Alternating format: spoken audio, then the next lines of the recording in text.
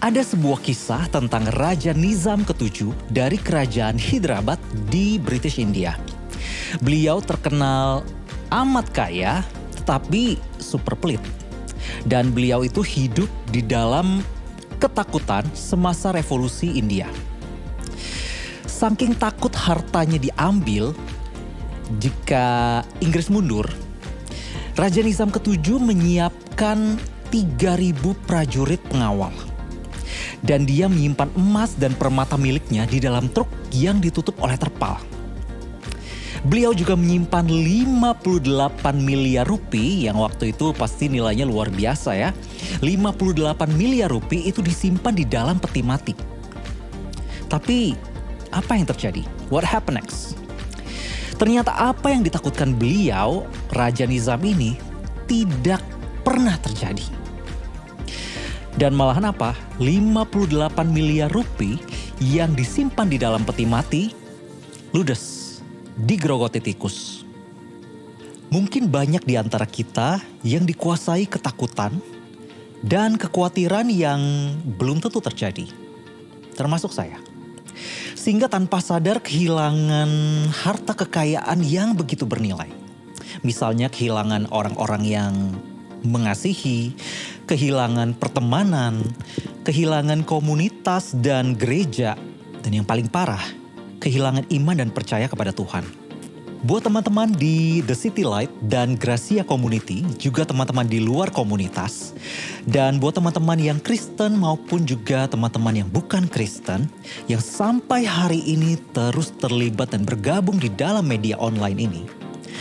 The question is, harta kekayaan apa yang Anda dapatkan bersama dengan komunitas ini yang menolong hidup Anda? Saya Lawrence Jeskiel melihat bahwa harta bernilai dari komunitas ini adalah menjadi sahabat orang-orang yang dicap sebagai pendosa yang secara konsisten memimpin menjadi pengikut Kristus yang serius. Dan buat saya pribadi, harta kekayaan ini tidak banyak orang miliki. Dan yang pasti harta ini tidak dipendam di peti mati. Banyak teman-teman yang join, yang terlibat memakai talenta dan juga kemampuan mereka untuk menolong orang lain menemukan anugerah dan kebenaran sepenuhnya. So, terima kasih untuk dukungan Anda semua melalui doa, persembahan, ide-ide, tenaga, dan dukungan lainnya. Saya terus mengajak Anda yang belum follow kami di media sosial. Kami akan sangat senang bisa membangun pertemanan dengan Anda dan tidak hanya melalui media sosial saja, tapi juga secara fisik. Tapi nanti ya. Selain YouTube, Anda juga bisa menonton tayangan ini lewat GoPlay The City Light di jam yang sama. Sekali lagi, GoPlay The City Light di jam yang sama. Dan Anda bisa memakai fitur-fitur baru di GoPlay yang bisa membuat pertemuan online menjadi semakin menarik. Mari kita fokus sejenak mencerna pesan Tuhan yang akan disampaikan oleh Pastor Jason Budi Prasetya, karena itu akan menolong kita untuk mendapatkan inspirasi dan juga bergairah untuk melakukannya. Tapi sebelum itu, lewat sebuah lagu himne, Sylvia Wiryadi, she's one of the best soprano in Indonesia, akan mengingatkan kita bahwa di dalam Kristus saja kita mampu berdiri, mendapatkan kekuatan, harapan, pertolongan di tengah ketakutan dan juga kekhawatiran. In Christ alone. So, everyone, enjoy and be blessed.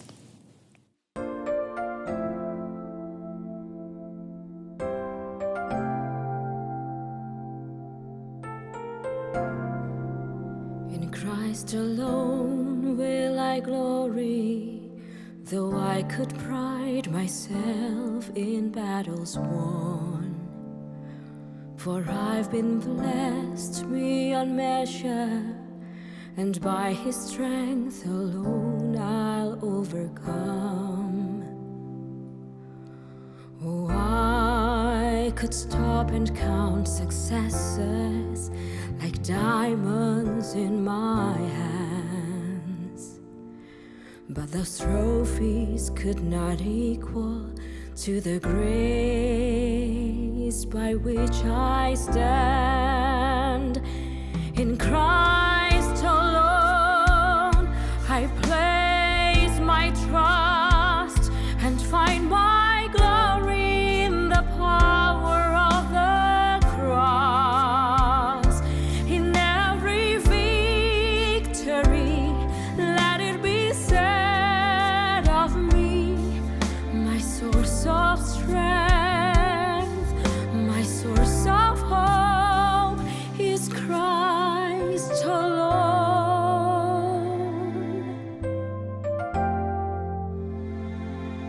In Christ alone will I glory, for only by His grace I am redeemed, and only His tender mercy could reach beyond my weakness to my need. And now I seek no greater honor than just to know Him more, and to count my gains but losses to the glory of my Lord.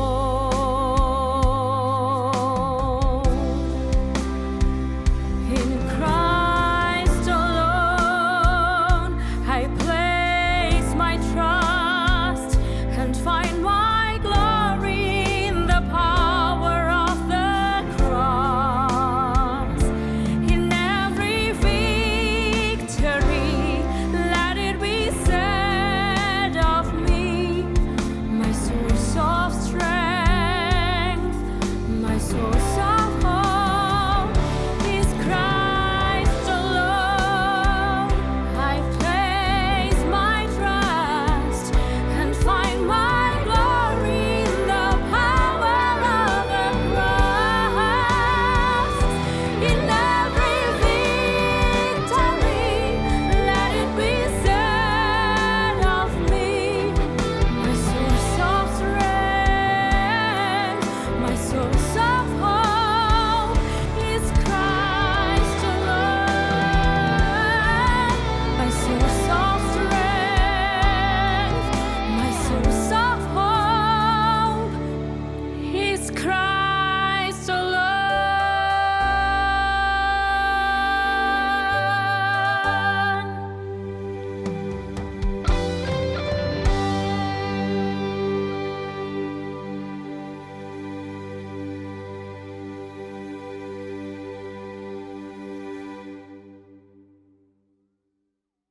Beberapa tahun yang lalu, sekelompok penumpang pesawat menunggu di sebuah airport lounge.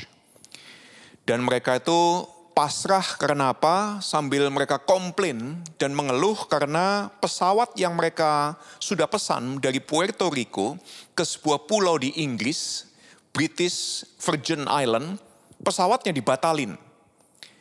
Mereka terpaksa nunggu di airport lounge sambil komplain-komplain. Nah, airport lounge adalah tempat yang sangat membosankan kalau Anda tidak terbang kemana-mana. Nah, salah satu penumpang itu kemudian dalam kebosanannya, dalam kejengkelannya, kekecewaannya, dia tiba-tiba keluar ide, punya ide. Dia lihat banyak pesawat di luar terminal dan dia punya ide untuk mencarter satu pesawat tersebut. Dia hitung-hitung terlalu mahal. Tapi sangat mungkin, meskipun sangat mahal.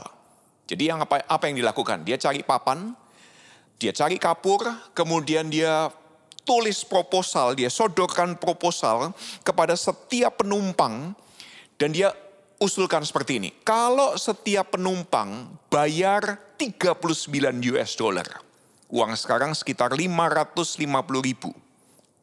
maka mereka bisa sampai ke pulau tersebut. Jadi dia sodorkan proposal tersebut dan ternyata ini yang terjadi, semua penumpang daftar. Dan sebagai guyonan dia tulis di atas papannya itu nama pesawatnya adalah Virgin Island. Ya, di atas papan. Nah, saat itu dia memang punya sebuah studio musik namanya Virgin Records. Jadi nama pria tersebut adalah Richard Branson. Dan hari itu dia mencarter satu pesawat. Dan pesawat pertamanya penuh Nah, setelah penerbangan ada seorang penumpang yang guyonan bilang kepada dia bahwa Virgin Airlines itu lumayan bagus. Dan kemudian komen itu memunculkan ide dalam benak Richard Branson.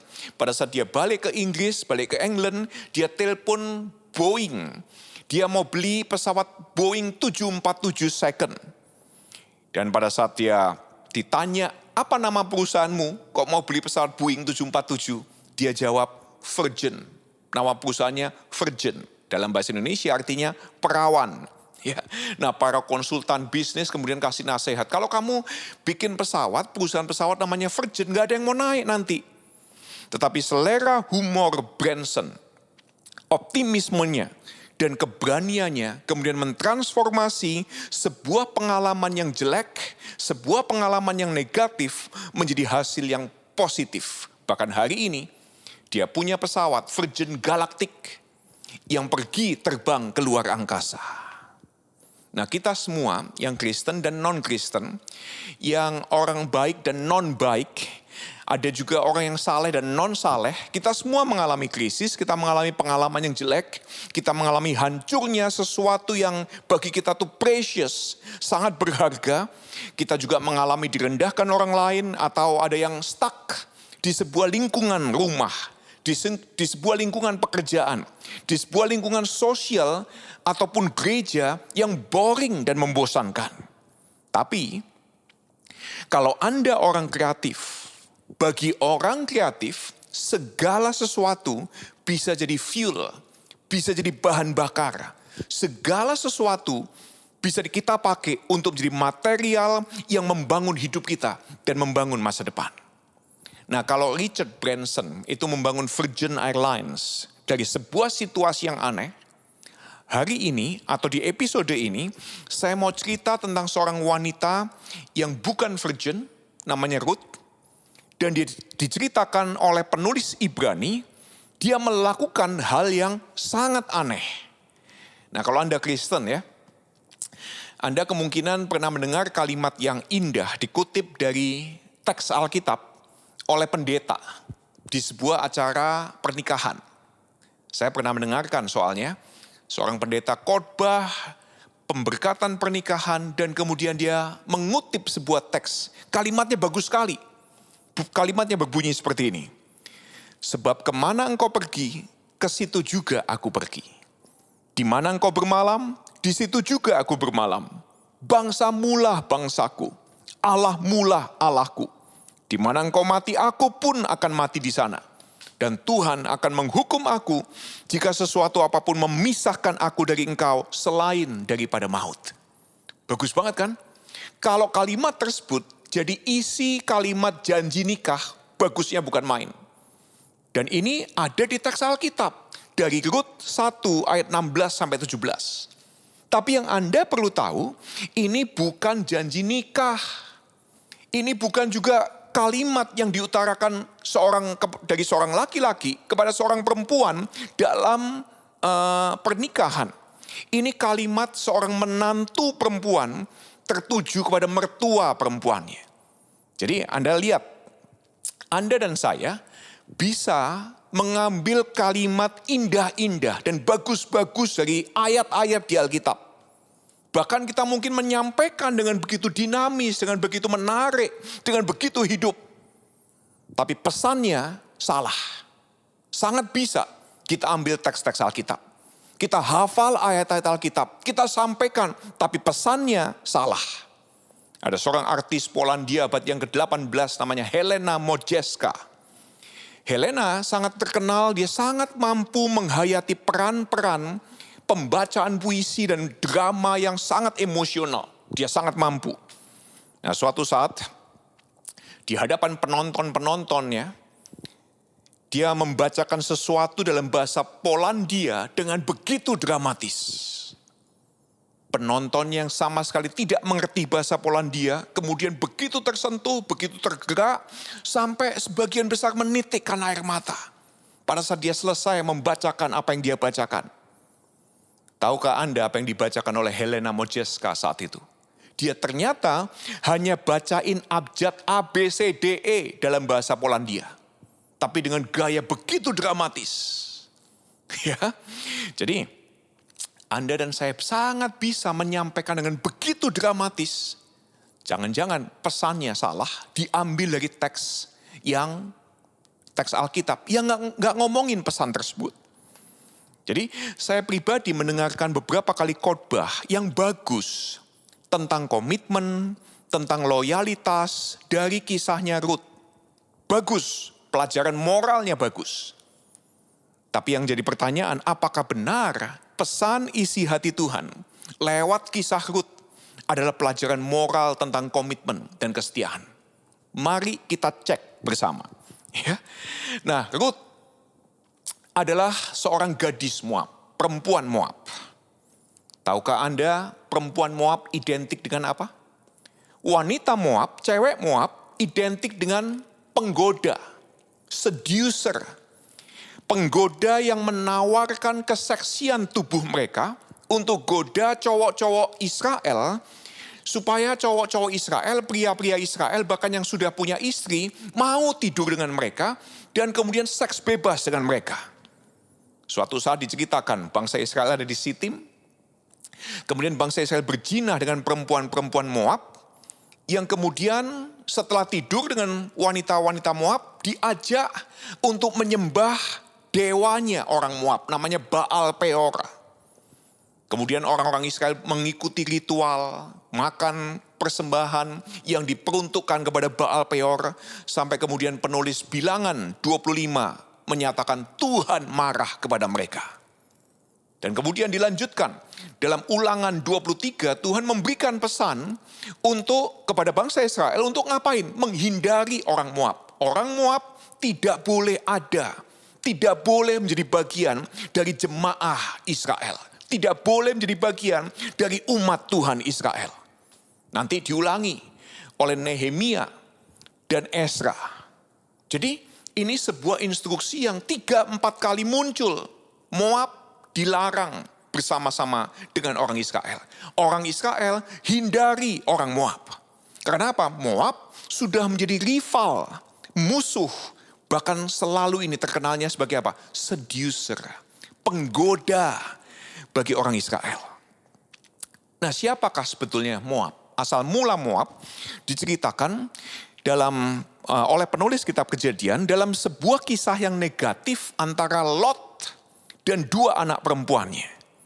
Nah, kalau Anda mungkin mendengar Lot, mungkin Anda langsung tahu, bagi Anda yang Kristen maupun yang bukan Kristen, Lot terkenal dia tinggal di sebuah kota namanya Sodom dan Gomora. Nah, singkat cerita, Sodom Gomora itu dihancurkan, tapi Tuhan meminta Lot, istrinya dan 2 anak perempuannya, sebetulnya seluruh keluarganya untuk kabur. Tetapi suami dari 2 anak perempuannya nggak ada yang mau ikut. Hanya Lot, istrinya dan 2 anak perempuannya. Tapi istri Lot kemudian noleh ke belakang dan kemudian jadi tiang garam. Nah, kemudian ini yang terjadi. 2 anak perempuan Lot mikir, kita nggak punya suami. Karena suami-suami kita nggak mau ikut keluar dari Sodom. Jadi gimana dong kita punya keturunan, kita punya anak. Dan ini yang kemudian dilakukan oleh 2 anak Lot. Mereka bersekongkol, berkonspirasi, bikin bapaknya mabuk. Karena bapaknya satu-satunya pria di sekitar mereka saat itu. Dan dalam keadaan mabuk, 2 anak Lot mensedius, menggoda ayahnya sendiri, memperkosa ayahnya sendiri, 2-duanya hamil. Satu melahirkan namanya Amon, yang kemudian jadi Bani Amon, yang juga musuh rival Israel. Satunya diberi nama Moab, yang adalah bapaknya bangsa Moab. Nah, cara pikir orang kuno, yang juga masih ada sampai sekarang, adalah seperti ini cara pikirnya. Kalau bapakmu immoral, kalau ibumu immoral, ya kamu anaknya immoral. Ya. Jadi kamu itu ditentukan oleh bapak dan ibumu yang immoral. Itulah kamu. Kamu ditentukan oleh bapakmu yang immoral, ibumu yang immoral. Kamu adalah immoral, anak immoral. Moab mendapatkan label seperti itu. Dan Rut adalah orang Moab. Dia punya label si penggoda. Dan situasinya juga mirip banget dengan 2 anak perempuan Lot. Janda muda yang butuh keturunan, butuh anak. Nah sampai di situ saya sendiri jadi penasaran ya. Kenapa kok pada awalnya suami istri Israel bernama Elimelech dan Naomi itu pada saat Israel mengalami kelaparan, kok larinya ke Moab ngajak 2 anak cowoknya. Mereka kan sudah tahu bahwa Moab identik dengan orang yang suka menggoda. Cewek-ceweknya itu menawarkan kesaksian mereka. Dan ternyata memang 2 anaknya kemudian menikah dengan 2 perempuan Moab. Satu bernama Orpa, satunya yang namanya Ruth ini. Dan lebih aneh lagi buat saya, Elimelech si suami mati di Moab. 2 anak lakinya, dua-dua juga mati berturut-turut. Nah memang penulis kitab Rut gak menceritakan kenapa kok mereka mati ya. Tetapi kemudian singkat cerita ya hanya diceritakan meninggalkan Naomi dan 2 menantu perempuan Moabnya. Orpa kemudian memutuskan untuk balik kampung dan Rut kemudian memutuskan untuk ikut Naomi. Dan kemudian balik mereka ke daerah Israel, ke Bethlehem di Israel. Naomi dan menantunya, orang Moab, wanita Moab bernama Rut. Dan kemudian terjadilah sebuah kisah yang ada di Alkitab, ini jadi bagian Alkitab, tapi jarang diceritakan di gereja. Gak pernah bahkan mungkin dibacain di gereja. Nah di kampung halaman Naomi di Bethlehem ada seorang raja tanah. Dia punya ladang jelai, dia punya ladang gandum namanya Boas, orang kaya, sukses ini. Suatu saat habis panen jelai dan panen gandum, orang-orang Israel, raja tanah saat itu, kumpulin anak buahnya bikin pesta. Dan kemudian Boas sebagai bos tanah pesta. Sampai teler, sampai mabuk-mabuk. Nah Naomi sudah pesan kepada Ruth. Ya, kamu ajak ngomong si Boas itu. Tapi sebelum kamu ajak ngomong, mandilah supaya wangi. Ya, mau ngajak ngomong aja kok mandi supaya wangi buat apa? Kalau ngomong kan tinggal ngomong aja. Kenapa kau harus mandi supaya wangi? Pakailah baju yang bagus, yang atraktif. Dan kemudian, tapi jangan ketahuan. Tunggu sampai Boas itu pesta selesai dan dalam keadaan mabuk dia tertidur. Cari di mana dia tidur. Ya, kemudian ini nasihat Naomi sang mertua kepada menantunya. Dia bilang begini, datangin dia, jangan ketahuan ya. Dan pada saat engkau menemukan di mana dia tidur dalam keadaan mabuk, singkapkan selimut dari kakinya dan berbaringlah di sana. Itu kalau terjemahan bahasa Indonesia. Bahasa Inggrisnya berkata seperti ini. Kalau engkau menemukan dia, uncover his feet and lie down there between his feet. Tidur di antara 2 kakinya. Nah, saya cek apa artinya uncover his feet bagi orang-orang yang hidup di era itu. Dan para scholar Yahudi, para ahli kitab Yahudi, para ahli sejarah Yahudi punya pengertian yang menarik bagi saya. Uncover his feet artinya adalah uncover his genital. Menyingkapkan kaki itu sama dengan itu sebuah bahasa lain untuk mengatakan menyingkapkan kelamin laki-laki. Jadi Rut si cewek Moab, si penggoda ini yang terkenal immoral diminta Naomi untuk membuka kelamin Boas yang lagi mabuk dan dia nurut. Ya, tengah malam Boas yang lagi mabuk dia buka dan namanya orang mabuk ya. Kalau Anda pernah mabuk kan biasanya tengah malam itu kemudian terjaga. Nah persis, Boas mabuk, tengah malam dia terjaga. Kemudian dia lihat, baru sadar, ternyata ada cewek. Kepala cewek di antara selangkangannya. Ya, Anda cek sendiri dong, dalam Rut 3 ayat 8. Dan kemudian tengah malam itu terjadi sebuah diskusi. Rut minta Boas untuk ini. Please, spread the corner of your garment over me. Tolong hamparkan ujung jubahmu untuk menutupi aku. Nah kalimat ini hanya muncul 2 kali di Hebrew Scripture. Kalau Alkitab kita di Perjanjian Lama cuma muncul 2 kali. 1 kali di Rut 3 ini ayat 8. 1 kalinya lagi muncul di Yehezkiel 16 ayat 8. Saya ajak Anda cek, ayo Di Yehezkiel 16 ayat 8, siapa yang ngomong? Kalau yang ini Rut yang ngomong kepada Boas. Di Yehezkiel 16 ayat yang ke-8, yang ngomong ternyata Allah. Melalui Nabi Yehezkiel, dia ungkapkan kalimat tersebut kepada bangsa Israel. Nah, kalau di Alkitab Bahasa Indonesia ya, Anda buka teks Yehezkiel 16, maka Anda menemukan LAI kasih judul Allah memungut Yerusalem jadi istrinya. Yerusalem yang tidak setia dipungut jadi istrinya. Dan kalimatnya berbunyi seperti ini. Maka aku Tuhan, lalu dari situ, dan aku melihat engkau, sungguh engkau Yerusalem sudah sampai pada masa cinta berahi. Ngapain ini berarti?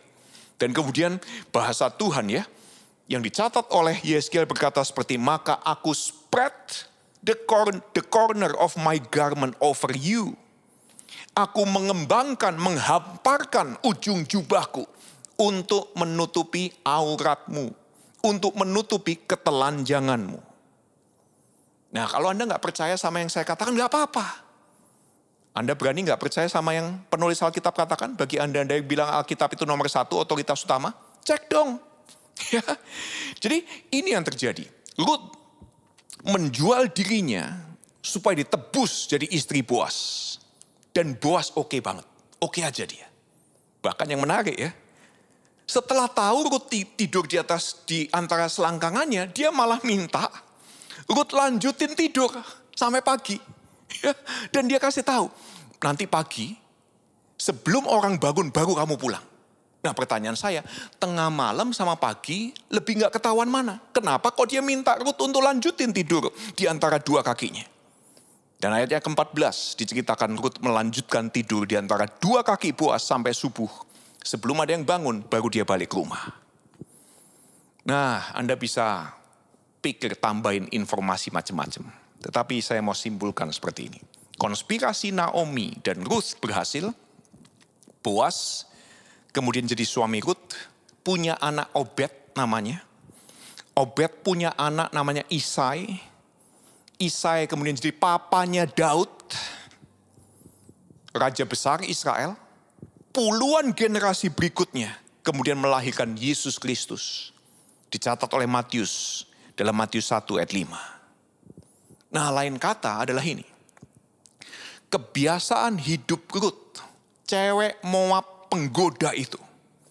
Yang mungkin gak sungkan memang dia. Dia cukup terbiasa untuk uncover genital pria yang bukan suaminya. Ternyata dipakai untuk melahirkan Daud raja besar Israel dan Kristus juru selamat dunia. Rut yang kalau ketemu temannya bilang gini, kamu itu ya memang cewek Moab penggoda. Itu kamu. Tapi saat kita baca kisah tentang Rut, kamu si cewek penggoda, sekarang jadi lebih dari kamu. Dia menjadi orang yang Tuhan include, Tuhan rangkul, Tuhan jadikan dia bagian dari umat Tuhan. Pesan episode ini, Tuhan tidak punya problem dengan siapapun. Tuhan hanya punya solusi bagi siapapun. Tuhan tidak punya problem dengan siapapun Anda, siapapun kamu. Apakah Anda seducer seperti Rut? Ataukah Anda seorang pembunuh dan perebut istri orang seperti Daud? Ataukah Anda seorang penyangkal seperti Petrus?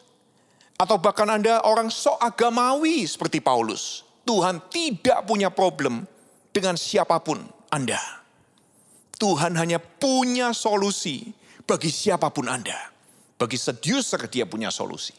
Bagi pembunuh dan perebut istri orang, dia punya solusi. Bagi penyangkal seperti Petrus, dia punya solusi. Dia jadikan Petrus apa? Cornerstone dari eklesia, dari gereja. Bayangkan. Ya, bagi orang sok agamawi seperti Paulus yang kemudian secara ekstrim dan radikal membunuhin orang, pun Tuhan punya solusi. Jadi Tuhan tidak punya problem dengan Anda, dengan siapapun Anda. Dia hanya punya solusi bagi siapapun kita. Ada seorang gadis muda cakep di sebuah desa suatu hari ketahuan hamil. Orang-orang desanya karena desa kecil kan biasanya heboh langsung toh. Dia langsung dinilai negatif. Nah orang tuanya marah banget. Cari tahu siapa bapaknya nih. Nah cewek itu didesak-desak gak mau ngomong. Tapi karena terus didesak, diancam, ditakut-takutin, akhirnya dia nunjuk Hakwin.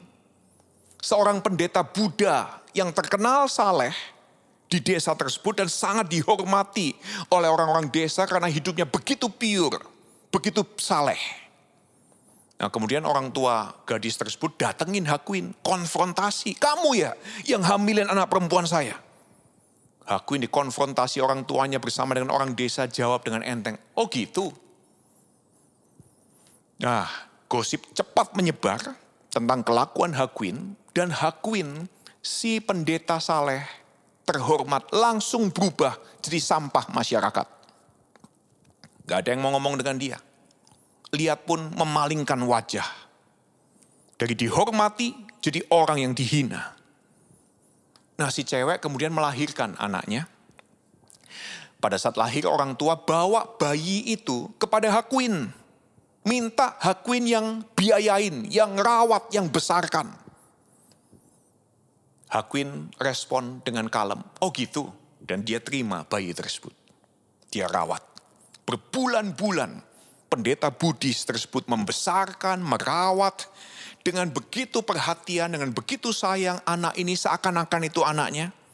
Sampai suatu hari si cewek itu kangen sama anaknya. Gak pernah ketemu. Ya, dan dia kepingin ketemu dengan anaknya dan dia juga tidak tahan hidup dalam kebohongan. Akhirnya dia mengaku bahwa bapaknya anaknya bukan Hakwin, tapi seorang cowok desa yang dia mau lindungi.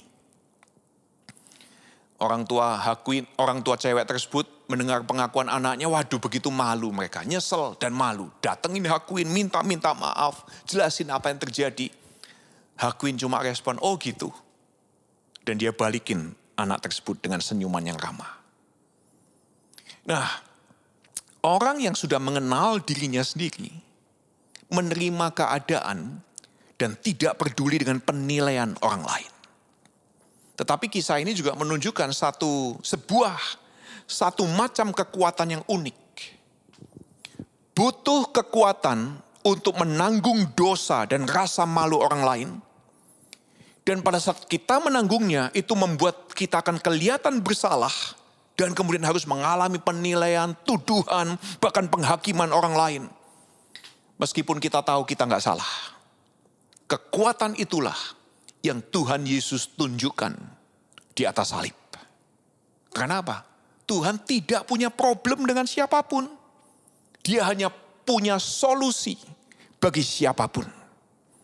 Nah Tuhan Yesus yang saya kenal diceritakan oleh para penulis Alkitab Perjanjian Lama maupun para saksi mata Perjanjian Baru. Tuhan Yesus yang saya kenal, yang saya baca, Tuhan selalu melibatkan, dia selalu include orang yang sama sekali dianggap tidak layak. Dijadikan bagian dari umat Tuhan. Dijadikan bagian dari keluarga eksklusif kerajaan Bapaknya. Jadi God includes the excluded to be part of his exclusive family. Penjahat di sebelahnya, Tuhan rangkul. Dia berkata, sekarang juga engkau bersama dengan aku di Firdaus. Engkau jadi bagian dari keluargaku. Tapi penjahat di sebelahnya lagi, gak mau diajak oleh Tuhan. Dan dari kisah-kisah yang lain menunjukkan kepada kita juga, satu-satunya orang atau kelompok orang yang Tuhan Yesus exclude, yang Tuhan tidak libatkan, adalah orang dan kelompok orang yang menolak mengaku bahwa mereka juga pendosa sama seperti yang lain. Kalau Anda kepingin cek, Anda bisa cek lagi dengan lebih hati-hati. Dari Kejadian sampai Wahyu. Kalau Alkitabnya orang Kristen 66 kitab. Kalau Anda mungkin Katolik, Anda cek. Karena orang Katolik punya tambahan. Kalau Anda mungkin orang Yahudi, Anda juga punya tambahan kitab-kitab yang lain. Makabe, Tobit dan sebagainya, Anda cek. Maka Anda akan menemukan, kalau kita cek dengan begitu hati-hati, bahwa Tuhan selalu merangkul orang yang dianggap tidak layak. Satu-satunya orang yang dia exclude adalah orang yang menganggap dirinya sendiri bukan pendosa sama seperti yang lain. Jadi kalau Anda cek, kita habis itu mau diskusi, ayo kita diskusi. Karena kita perlu sama-sama belajar untuk mengenal Tuhan Yesus Kristus yang adalah Allah yang menjadi manusia. Jadi kalau Tuhan tidak punya problem dengan siapapun, tapi hanya punya solusi bagi siapapun, maka ada beberapa aplikasi. Yang pertama bagi kita semua yang Kristen. Bagi Anda dan saya yang Kristen, ada 2 pertanyaan sebagai aplikasi. Yang pertama, kalau Anda dan saya mengaku pengikut Kristus, pertanyaannya adalah ini, apakah Kristus yang hidup di dalam Anda dan saya, seperti yang dinyanyikan Sylvia tadi, in Christ alone. Kita hidup di dalam Kristus, Kristus hidup di dalamku. Jadi kalau kita pengikut Kristus, apakah Kristus yang hidup di dalam kita bisa melihat Kristus yang hidup di dalam diri orang lain? Bisa nggak? Tuhan Yesus ngomong seperti ini loh. Apa yang kamu lakukan bagi yang paling hina ini, kamu lakukan buat aku. Berarti orang yang kita anggap hina, pecandu itu, pejinah itu, pembunuh itu, orang yang orientasi seksnya tertentu itu orang yang kita anggap hina, Kristus ternyata ada dalam diri mereka. Jadi pertanyaan saya, kalau Tuhan tidak punya problem dengan siapapun itu, tapi dia punya solusi bagi siapapun. Anda dan saya yang adalah pengikut Tuhan Yesus Kristus, bisa nggak lihat Kristus yang hidup dalam diri kita, melihat Kristus yang hidup dalam diri orang lain. Nah kita-kita yang Kristen ya, suka menyebut diri kita sebagai ini, dombanya Tuhan. Saya ini dombanya Tuhan. Dan karena Anda domba, menganggap diri polos, innocent gitu ya. Kemudian Anda menganggap orang lain sebagai apa? Buaya gitu toh. Buaya darat lah dan sebagainya. Nah terus Anda yang mengaku diri sebagai domba, kalau saksi kemana-mana bilang apa? Saya ini kepala, bukan ekor. Jadi Anda bilang Anda domba. Dengan bangga Anda mengaku Anda domba. Dan kemudian Anda bilang, saya kepala, bukan ekor. Jadi kepalanya kepala apa? Kepala domba. Ya, ngata-ngatain orang lain buaya, bayangkan aja. Kepala domba bisa jadi bubur kalau kena sabet ekor buaya. Oke? Jadi pertanyaannya bukan bangga-banggain diri. Saya ini dombanya Tuhan, saya kepala bukan ekor, orang lain buaya. Tetapi Kristus yang hidup dalam diri kita. Bisa nggak lihat Kristus yang hidup dalam diri orang lain? Jadi daripada Anda cuma ngutip kalimat-kalimat yang memang ada ayatnya dalam Alkitab, tapi Anda nggak ngerti artinya dengan jelas. Saya usul, kita semua ganti dengan sebuah pertanyaan. Setiap kali kita ketemu dengan orang yang berbeda dengan kita, tanya pada diri sendiri, apakah Kristus yang hidup dalam diriku bisa melihat Kristus yang hidup dalam diri orang lain? Yang kedua, bagi kita yang Kristen, pertanyaan kedua bagi kita yang Kristen, apakah gereja bisa menjadi tempat yang aman untuk kejujuran rohani? Bisa nggak? Pada saat orang ngaku jujur, apapun itu, sikapnya, perilakunya, masa lalunya, apa yang sedang terjadi, pikirannya, apakah gereja bisa menjadi tempat yang aman untuk sebuah kejujuran rohani? Atau justru gereja menjadi tempat paling menakutkan bagi kejujuran rohani? Nah setahu saya, gereja yang dimulai oleh Tuhan Yesus sebagai eklesia, bukan tempat berkompetisi siapa menang, siapa kalah.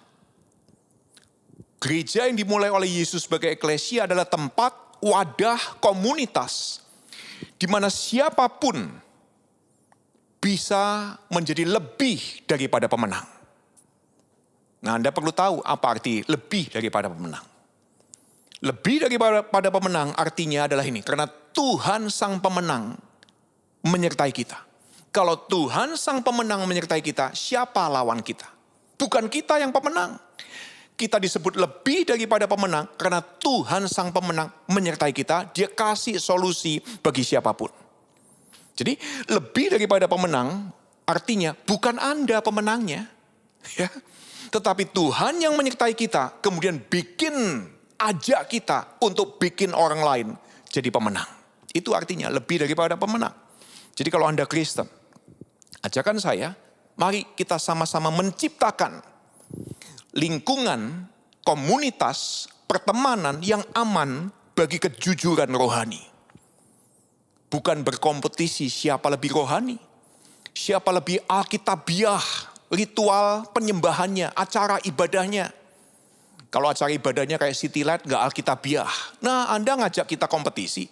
Ya. Nah, mari kita ciptakan lingkungan komunitas yang safe bagi kejujuran rohani. Jadi bahkan kalau saya bisa ajak, boleh kasih tips ya. Hindari atau jangan pernah mau ikut kompetisi apapun atau awards apapun. Kenapa? Karena ini. Pada saat Anda ikut sebuah kompetisi, pertandingan atau awards, dari sekian banyak peserta akan ada satu saja pemenang. Cuma satu. Bayangkan 5.000 orang daftar, berarti yang menang cuma satu dan akan ada 4.999 loser, pecundang. Dan tahukah Anda, siapa yang kemudian melabeli Anda, mengangkat Anda sebagai pemenang, dan kemudian kasih branding loser kepada 4.999 lainnya. Yang ngasih kita label pemenang atau pecundang, orang yang kita baru ketemu. Orang yang gak kenal sama kita, dan mereka juga gak kenal sama kita. Kita juga gak kenal sama mereka. Mereka kok bisa kasih branding saya loser, saya pecundang. Jadi daripada cuma berkompetisi, ciptakan lingkungan yang safe. Bagi Anda yang bukan Kristen, ambil untung sebanyak-banyaknya dari anugerah Tuhan yang disediakan selalu baru setiap saat. Ambil untung sebanyak-banyaknya. Saya menyatakan ambil untung dari Tuhan. Bukan ambil untung keuangan. Kenapa? Karena uang itu saingannya Tuhan. Uang tidak punya anugerah yang tanpa batas. Uang benda mati. Jadi ambil untung anugerah Tuhan yang selalu baru, bukan ambil untung keuangan.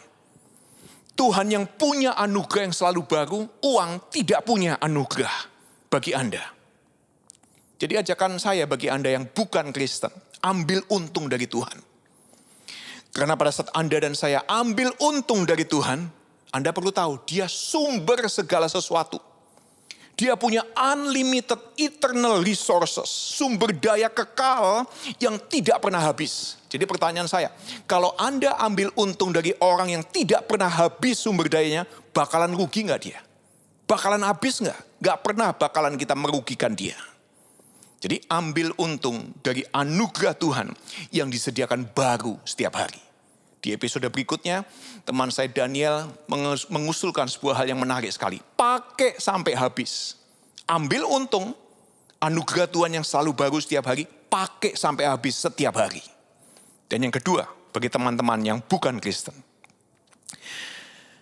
Kalau teman-teman yang bukan Kristen, ketemu saya dan teman-teman saya ngaku Kristen. Anda ketemu dengan orang gereja, orang Kristen dari gereja ini, dari gereja itu. Ya, ini ajakan undangan saya yang kedua. Ambil untung juga dari kami-kami ini yang Kristen. Ambil untung sebanyak-banyaknya dari pelayanan kami-kami ini. Kenapa? Karena yang namanya orang Kristen yang ngaku pengikut Kristus, gereja memang ada di dunia untuk ngapain? Melayani dunia ini. Jadi bagi Anda yang bukan Kristen, silahkan ambil untung sebesar-besarnya dari pelayanan anugerah dan kebenaran yang disediakan oleh kami-kami yang Kristen. Kalau Anda di City Light, minta ambil untung dari pelayanan kami. Kalau Anda di gereja-gereja lain, ambil untung sebanyak-banyaknya dari gereja-gereja di mana Anda ada. Ambil untung sebesar-besarnya. Dan ini setahu saya, di The City Light dan Gracia Community, we will always give you our best services. Di City Light dan Gracia Community, kita akan selalu mencoba memberikan the best sermons, khotbah yang terbaik, performa yang terbaik. Anda datang gak datang, Anda nonton gak nonton, Anda join online ataupun gak join online, Anda ikut kelas-kelas yang kami buat ataupun tidak buat. Kelas-kelas kami banyak yang gratis, jarang yang bayar. Kenapa? Karena setahu saya, semakin saya memberi, semakin kami memberi, semakin kami menerima. Ya, jadi saya bersama dengan semua teman-teman di The City Light dan Gracia Community, we will always be prepared. Kami akan selalu siap, kami akan selalu mencoba memberikan our best efforts, usaha kami, kerja keras kami yang terbaik untuk menyediakan khotbah, pesan dari Tuhan yang terbaik, pelayanan yang terbaik, dan segala hal yang akan menolong kita semua untuk bisa mendapatkan solusi dari Tuhan. Ambil untung sebanyak-banyaknya dari kami-kami yang Kristen. Jadi minggu ini, buat kita semua, jadilah solusi bagi orang lain, bagi pasangan, bagi anak, bagi orang tua, bagi teman. Bukan jadi problem bagi orang lain. Karena apa? Tuhan tidak punya problem bagi siapapun Anda. Tuhan hanya punya solusi bagi siapapun Anda. Untuk membuat Anda lebih daripada Anda. Membuat kita lebih daripada kita. Solusi bagi siapapun untuk menjadi diri sendiri sebagai gambarnya Tuhan. Sebagai reflektornya Tuhan yang ditebus dan dicintai oleh Tuhan. Tuhan Yesus memberkati kita semua. Mari kita berdoa. Tuhan, kami bersyukur untuk karunia Tuhan yang tanpa batas. Tuhan limpahkan kepada kami. Dan Tuhan izinkan kami semua untuk mendapatkan berbagai macam solusi dalam kehidupan ini. Karena siapapun latar belakang kami yang mendengarkan pesan dari episode ini. Pesan Tuhan melalui episode ini. Kami berasal dari Kristen maupun bukan Kristen dengan berbagai macam orientasi. Mungkin seksual yang berbeda, perilaku yang berbeda, kebiasaan agama yang berbeda.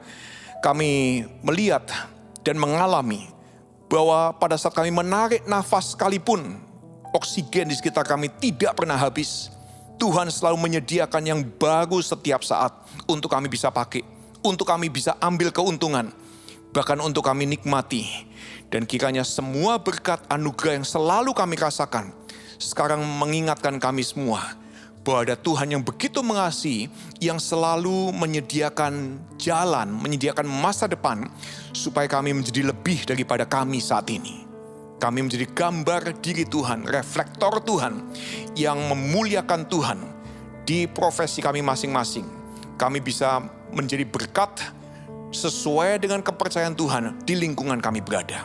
Kami berdoa kiranya berkat, anugerah, dan kebenaran dari Tuhan Yesus Kristus selalu menyertai kami semua. Menolong kami untuk jadi orang yang bijaksana mengelola waktu, mengelola keuangan, dan mengelola semua sumber daya yang Tuhan percayakan.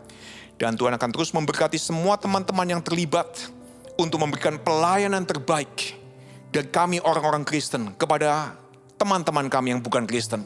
Tuhan terus dipermuliakan lewat semua persembahan yang diberikan, yang kami kelola untuk menghormati Tuhan dan melayani dunia ini. Di dalam nama Tuhan Yesus kami sudah berdoa. Amin. Tuhan berkati kita semua.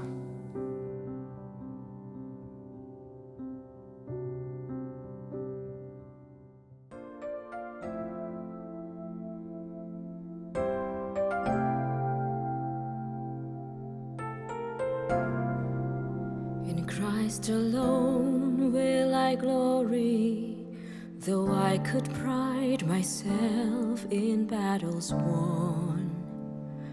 For I've been blessed beyond measure, and by His strength alone I'll overcome.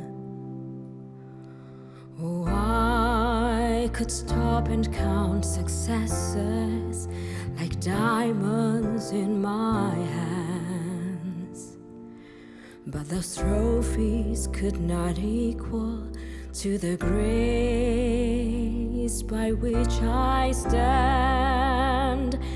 In Christ alone I place my trust and find my glory in the power of the cross. In every victory, let it be said of me, my source of strength, my source of hope is Christ